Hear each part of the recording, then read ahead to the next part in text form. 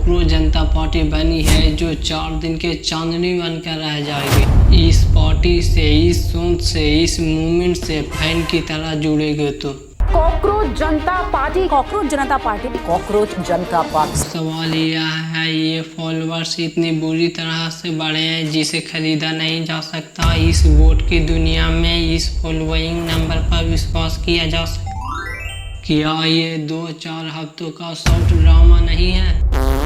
इसीलिए जो लोग इस जनता पार्टी को चला रहे हैं या चलाने वाले हैं उसे मैं एक रोड मैप देना चाहूँगा। भूल गए क्या इस कॉकरोच जनता पार्टी जैसे कुछ पहली बार थोड़ी ना हुआ है।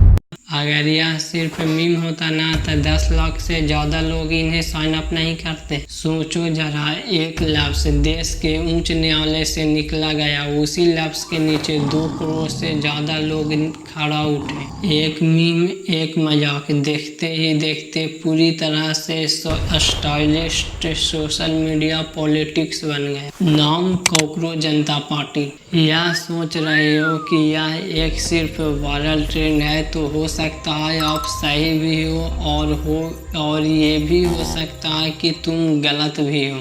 15 मई 2026 सुप्रीम कोर्ट में एक ओपनिंग हायरिंग चल रही थी। रिपोर्ट और ओवर ऑब्जर्वेशंस जो वायरल हुई उसके according honourable chief justice Suryakant ने कहा, देश के नौजवान और बेरोजगार लोग हैं जो कॉकरोच जैसा ही है, जिन्हें ना कोई नौकरी मिलती है और ना ही प्रोफेशन में कोई जगह। और इसमें से कुछ मीडिया बन जाते हैं और कुछ सोशल मीडिया और कुछ आरटीआई एक्टिव से, और यह कॉकरोच सब पर अटैक करते हैं। उन्होंने आगे जोड़ा पैरासिटिस ऑफ कोर्टी है, यानी कि वो कीड़े जो समाज का खून चूसते हैं। अगले ही दिन 16 मई को 30 साल का लड़का सामने आया। वे कभी आम आदमी पार्टी का हिस्सा रह चुका था।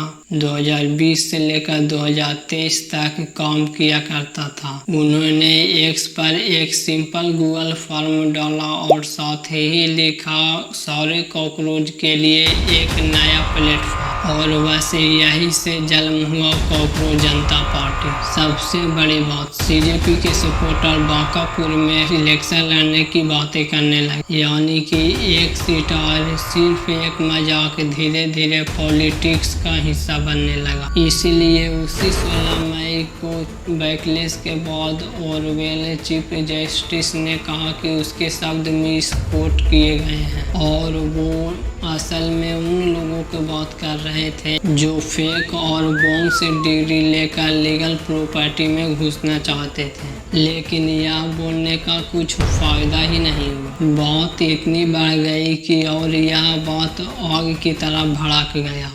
और यह तो मानना ही पड़ेगा, सीजेपी ने सवाल बहुत ही शानदार उठाए हैं। स्किल गैप और एजुकेशन रिफॉर्म ऐसे मुद्दे नहीं हैं जो निफेस्टो के चंद स्लोगन से हल हो जाएंगे। सिर्फ पिछले 7 सालों में 70 से ज्यादा पेपर लीफ्स ने ऑलमोस्ट 2 करोड़ स्टूडेंट्स की लाइफ और मेंटल हेल्थ पे भारी नेगेटिव इम्पैक्ट छोड़ा है। ये मेरा पड़ा था बेगूसराय, ये पड़ा था मेरा बक्सर में। ठीक है सर, 2 दिन स्टे किए थे, 4000 रुपए लगा था।